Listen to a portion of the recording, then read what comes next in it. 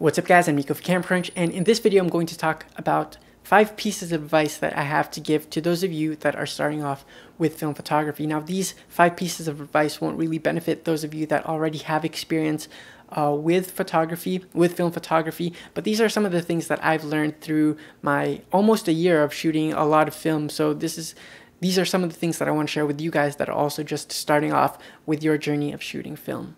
So let's begin. Now the first piece of advice that I have is to try different films out. Right now I've probably tried around 5 types of film, and they've all been color so far. So I've had a lot of different types of film to play around with. And the reason why you want to do this is because each film stock has its own characteristics, its own, kind of color, its own contrast. And so you want to try these things out to see what fits your style of shooting the most and what fits specific styles of shooting over the other. So there's some films that are tailored to landscapes, some that are tailored to portraits, some that are more neutral than others, some that are more contrasty, and you really want to find the right one that's for you, for your specific purpose. And that's why I recommend trying different films.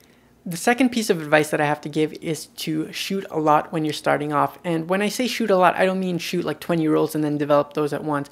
I mean shooting 1 to 2 rolls and taking note of what you shot and then developing those and then viewing your images to see if they came out how you wanted them to, or if not, what changes you can make to make them come out the way you want to, and then shoot another 2 rolls and then see if you've corrected those changes and then shoot another 2 rolls, and so on and so forth.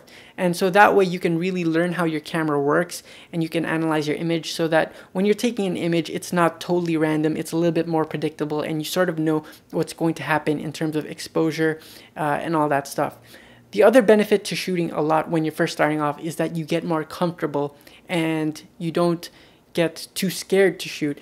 When I first started off, I was scared to shoot because I didn't know how my images were going to come out. But the more you shoot, the more confident that you get, and the less you think about screwing up your film, about having bad photos, because you sort of know what's going to come out of it. So when you're starting off, you want to shoot as much as you can. Don't be careless with your shooting, so don't just take a bunch of random photos. Sometimes you'll want to bracket. Sometimes you'll want to take multiple photos of a certain scene just to see what's going to happen. But shoot a lot, but shoot smartly. And that's my second piece of advice. The third piece of advice that I have to give is to learn how to develop your own film. Developing your own film can save you money because you're only buying the materials and you don't really have to pay any lab for their labor, the time they have to spend to develop your film. But also it makes you be part of the process of creating an image from when it's just a piece of film to when it's a print. And I don't wet print, I've never wet printed, but I try to include myself in as much of the process as I can. And I haven't developed a lot of film, but next quarter I'm taking a class which will require me to develop a lot of film. So I hope that really pushes me to be a bigger part of the process, and hopefully it encourages me to develop more film in the future. And I also encourage you guys to learn how to develop your own film.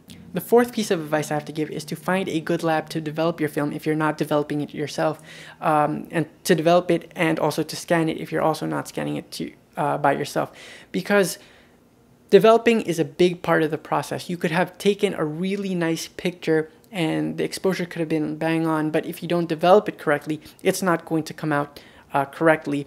And so you want to spend time and money looking for a lab that you're comfortable with. When I'm back home, I found a good lab. It's a Kodak lab that sends it out to another lab to get my film developed. And when I'm at school, the school has a lab and you just have to pay for a lab fee, and they get it done pretty good, and then I just scan my own film. So I've also developed in some drugstores like CVS, and it's not come out really good. And that's it's really unmotivating when you see bad results in terms of the pictures that you take, but sometimes it's just because of the lab that you develop it in. So try different labs to see which one does the best job, and also for a good price. So that's my fourth piece of advice. Developing is a big part of the process, and you want to get that done in a nice lab. The last piece of advice I have to give is to try different formats. With film photography, you can try different formats. You can try small format, you can try 35mm, you can try medium formats, and you can try even large formats for a very affordable price in comparison to digital.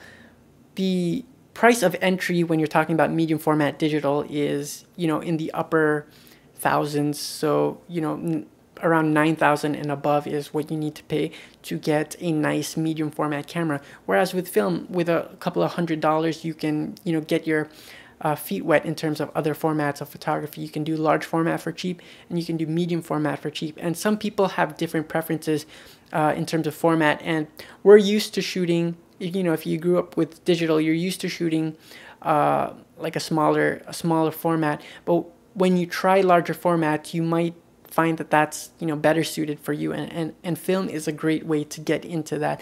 And some people end up shooting medium format when they try film, and then they stick to that because they love it. Some people love large format. So I think film photography is a great opportunity to try different formats, being that it's so affordable, again, in comparison to digital. So those are my 5 tips to those of you that are just beginning with your film photography journey. If you guys have any tips of your own, leave those in the comment box down below, and I'll be sure to reply, and hopefully other people can benefit from those tips as well. So if you like this video, definitely give this video a thumbs up.